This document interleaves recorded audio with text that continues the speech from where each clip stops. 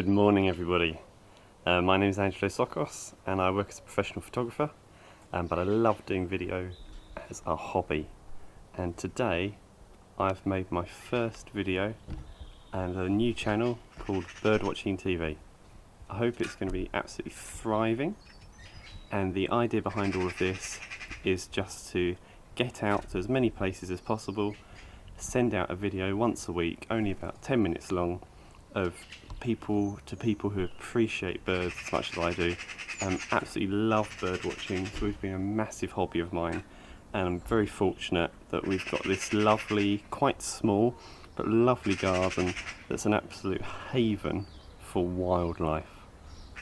You get foxes, hedgehogs, a lovely balance. We've got 3 cats, and we've got all the birds. You can hear some magpies, they've just had some chicks. And there's lots of blue tits, some pigeons, some rarer things. We get a few parrots, we also get some dunnocks, some sparrows. I'm a huge bird enthusiast, been kind of interested in birds for at least 20 years, absolutely love them. Interestingly, I specialise in focusing on car photography. I work as a full-time car photographer. But I love doing the wildlife as a hobby, and I'm so interested in it, I thought I'd love to share some ideas with you. So I'm just going to step in front of the camera and have a little chat about what you might need to attract some birds in your garden. To get started, a garden is useful, but don't forget you can always follow your passion or enthusiasm by going out to local parks. But we're going to do this from an idea of attracting birds to your own garden, if you've got one.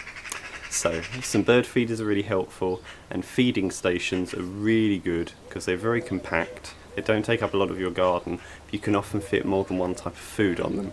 I like this one you can see behind me. So peanuts are brilliant if you want to attract certain birds, but their peanuts obviously are more expensive than anything else. So what I would recommend is you get started with a big bag of just cheap normal seed, perhaps from Amazon. I pay $6.99, I think I get 20 kilograms, so it's a lot of seed for the money. And also I buy a pack of 50 suet balls from Amazon too. B&Q and obviously garden centres, things like that, do suet balls very inexpensively relative to how long they're going to last you. Just make sure you're careful how you store them, that it's well sealed, because sometimes they do attract rats if they're left open a bit. So I'm going to handhold the camera for a moment. We're just going to go for a walk, and I'm going to show you the few things I think you need to get started, and then also I'll add a little bit of my professionalism and knowledge about photography in to help you get an idea of how you might take the best photos and videos of birds. And we'll go over this over weeks and weeks and months, hopefully, as the channel gets larger and thriving. I'm not expecting it to be some world famous channel, but if there's some people that are really enthusiastic in birds like me, please stay around. I'll give you information on the cameras you could use, give you information on how you can attract birds, and a huge focus, like 90% of it, is going to be videos of birds in my garden for now during coronavirus.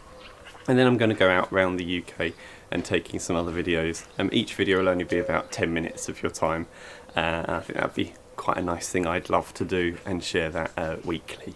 So thank you very much. Let me handhold the camera and I'll give you some information about what equipment you might use to attract birds to your garden. So first of all, I'm just going to talk about what items might be helpful. So I find two items are helpful. The bird feeders, and if you don't want a station, obviously you can put them on the trees. There's a lovely little sparrow on that one at the moment. Sparrows, that's a female sparrow. I really love the suet balls, the sparrows. Okay, so the first thing I would recommend is you get some feeders. So these ones are deliberately designed for seed. You can tell because they're plastic, and you can see at the bottom these ones are really good. Some have holes at the bottom like this, and you lose a lot of seed, so it's quite a lot of money gone. This one actually captures the seed, so the bird has to do the work, which is nice. It means the wind as well doesn't blow it out. And also I recommend some suet ball holders to start with. They can look like this, or like I showed you a moment ago, they can look like this. I like these because I don't let the squirrels get in these ones, and also some of the larger birds, so that's nice. And then also I would recommend a bird bath. So you can see at the moment everything's rather bare. That's only because we're going to do a big cleaning session, so I've emptied everything out except this lone suitable, so that's quite normal. Often our garden is full with the seed, but you can see the birds know there's often a lot here because they're still coming. And then let's have a look at what I think you should put in them. I know it's relatively easy to understand some seed and some suitables, but I think it would be a great idea just to fully show you. So I keep mine in a sealed greenhouse, and here's what I use. So I use some wild bird food, simple as that, and I also use a huge box, I think there are 150 of suitables, and I've never worried about the brands. I used to be very picky, and I used to buy Niger seed to specifically attract the finches. I used to buy some special like sunflower hearts. I used to really go for all of this, and then eventually I gave up. I did get some interesting birds and just got the seed, and the longer and longer I waited, the more I realised that we were getting goldfinches anyway, green finches, like dunnecks as I said before, all those kind of birds. We also get starlings often. Personally I really like the starlings, I've never had a problem with them, I think they're quite lovely.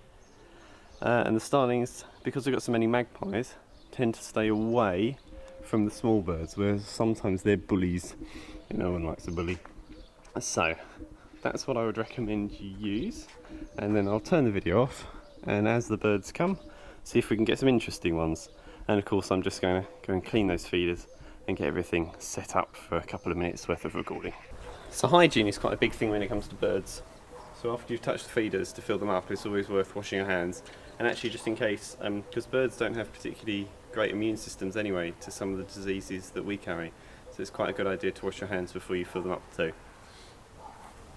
Although with coronavirus you're probably all very used to doing that. And so this one's specifically for the suitables. I don't particularly like going down to our greenhouse every time, so I have a little box that I put the seed and seed suitables in as I need to bring them up. And the other thing is, I never buy feeders where you have to unattach it from here, and that's really good for if you put it on trees, because obviously if you put it on a tree early on in the year, the tree grows and then it kind of gets stuck. The twist ones are a really brilliant idea, and also the other type I have, it just flips up so you don't have to touch that, which is also minimising any trade of viruses or infections or anything like that between you and the birds, as there's one less thing to worry about. So these ones have a twist bottom as well, which is really, really good. It makes it easy to clean. If you get anything clogged up, you can just undo it so you can get right through it. That's really brilliant, I find those. And some people take the seed away from the feeder, or the feeder's away and do the seed somewhere else, but I always do the seed right where the birds will be. So if I drop any on the grass, then the other ones can just pick it up. These are great little devices though. This is a pet and garden scoop. Love those. Okay, so simple as that, we're ready to go. The other feeders around the garden I've already done. So it's job done. Let's see what we get. We've got this little blue tit.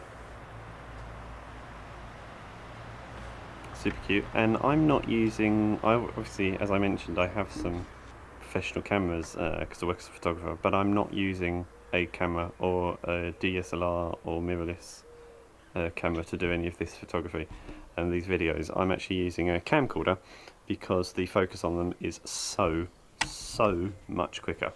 But the downside of that is that I've only got a camera tripod, so it's a little bit jerky at times, so apologies for that. This little guy's amazing, look at that. So cute. Lovely plumage as well. Just the kind of plumage you would want to see at this time of year.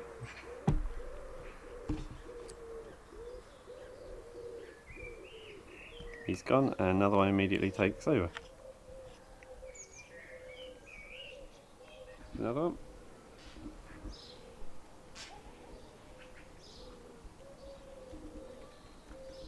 Looking lovely. That's in digital zoom now, but it still looks fantastic.